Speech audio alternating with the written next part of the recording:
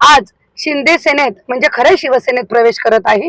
राज्यातील राजकीय घडामोडींना पुन्हा एकदा वेग आला असून शिवसेना उद्धव बाळासाहेब ठाकरे पक्षाला आणखी एक मोठा धक्का बसलाय.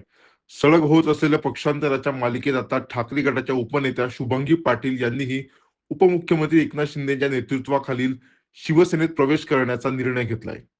विशेष म्हणजे त्या धुळे जिल्ह्यातील शेकडो कार्यकर्त्यांनी पदाधिकाऱ्यांसह मुंबईकडे रवाना झाले असून थोड्याच वेळात त्यांचा पक्षप्रवेश सोहळा पार पडणार आहे. ठाकरे गटातील 6 खासदारांनी शिंदे सेनेत प्रवेश केल्यानंतर राज्याच्या राजकारणात ऑपरेशन टायगरची चर्चा पुन्हा रंगली होती. त्यानंतर विधान परिषदेचे आमदार सचिन अहिर यांनी ठाकरे गटाची साथ सोडली.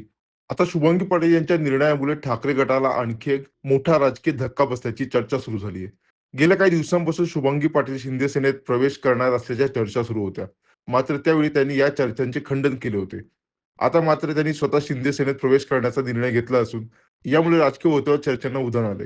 दरम्यान आपल्या निर्णयाबाबत स्पष्टीकरण देताना शुभांगी पाटील म्हणाल्या, उद्धव ठाकरे साहेबांवर कुठल्याही प्रकारची नाराजी नाही, परंतु हजारो कार्यकर्त्यांनी आणि पदाधिकाऱ्यांनी केलेल्या आग्रहास्तव मी एकनाथ शिंदे यांच्या शिवसेनेत प्रवेश करत आहे. शुभांगी पाटील यांच्या या विधानामुळे त्यांच्या पक्षांतरामागे वैयक्तिक नाराजी नसून कार्यकर्त्यांचा आग्रह हेच कारण असल्याचे त्यांनी स्पष्ट केले.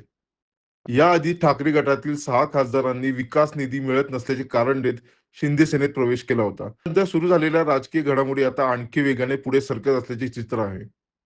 त्यामुळे आगामी काळात ठाकरे गटातले आणखी काही नेते आणि पदाधिकारी शिंदे सेनेत जाणार का, याकडे राज्याच्या राजकीय वर्तुळाचे लक्ष लागले.